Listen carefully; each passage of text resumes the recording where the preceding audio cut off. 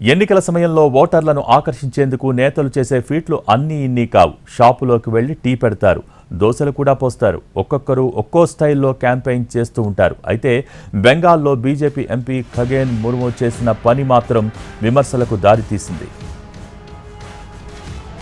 North Malda నుంచి BJP sitting ఎంపీగా బరిలోకి దిగిన ఖగేన్ ముర్ము నియోజకవర్గ పరిధిలోని శ్రీహపూర్ గ్రామంలో ఇంటింటి ప్రచారానికి వెళ్లారు.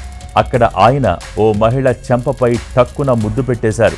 ఆ వీడియో సోషల్ మీడియాలో వైరల్ అయ్యింది. ఇంకేముంది, ఆ సీన్ కాస్త బెంగాల్ రాజకీయాల్లో దుమారం రేపుతోంది.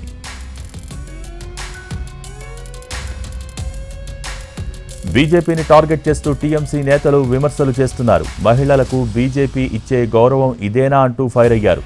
మహిళా రెజ్లర్స్ను లైంగికంగా వేధించే ఎంపీలు, బెంగాలీ మహిళలపై అసభ్యకర పాటలు రాసే నేతలు, ఇలా బీజేపీ క్యాంపులో మహిళా వ్యతిరేక నాయకులకు కొదవే లేదని కామెంట్ చేశారు.